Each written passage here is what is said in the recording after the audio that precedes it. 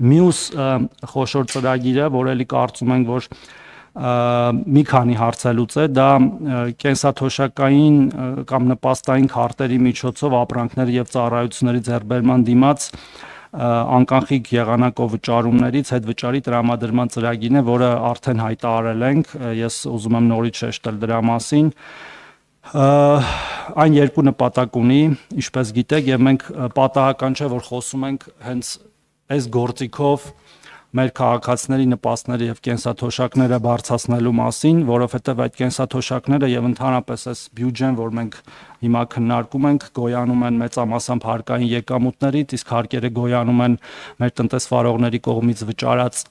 հարկերից, դրանք է գոյանում են ոչ ստվերային շրջանառությունից, ի տարբերություն ստվերայինի, երբ որ հարկեր չեն վճարվում։ Եվ մենք այս գործիքներով փորձում ենք նաև բերել ստվերը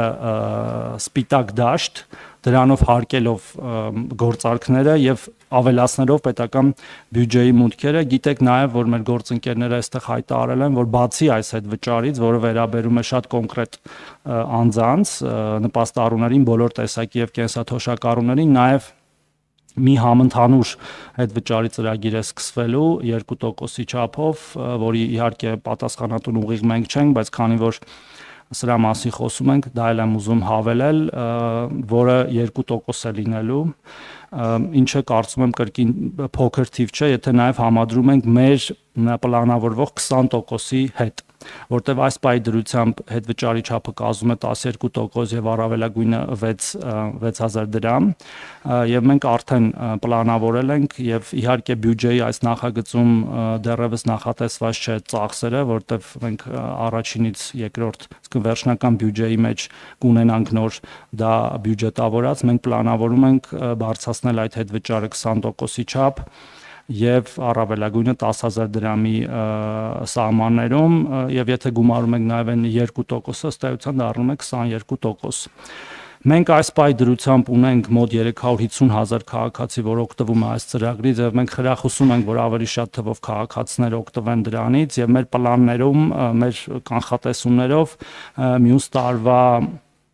վերջին այդ քաղաքացիների թիվը կկազմի մոտավորապես 410-420,000 եւ միջին հետ վճարի չափն է կլինի մոտավորապես 3-ից 4000 դրամի չափով ավելի, քան այսօր է։ Եվ դրանով նաև այդ հետ վճարով արդեն կենսաթոշակը կմոտենա սպառողական զամբյուղի մոտ 90%-ին, ինչը իհարկե բավարար չէ ամբողջությամբ սպառողական զամբյուղին հասնելու համար, պարզ է որ 10% ավելի ցածր է, սակայն մեծ քայլ է ընդառաջ դրան, եւ ես ուզում եմ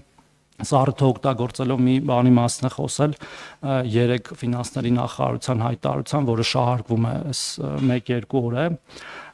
պարոն Հովհաննիսյանը ասել է, որ եթե կենսաթոշակները բարձրացնենք այնքան,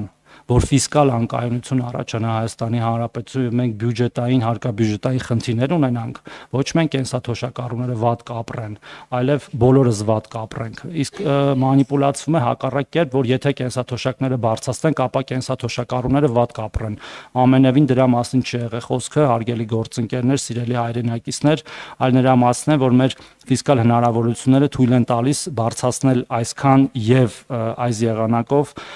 որը կարծում ենք այս պահի դրությամբ ավելին հնարավոր չէ մեկ եւ երկրորդը սա նաեւ գործիք է, որը կրկնում եմ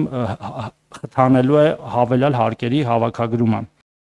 Չմոռանաք հավանել տեսանյութը եւ բաժանորդագրվել Civic AM-ի YouTube-յան էջին։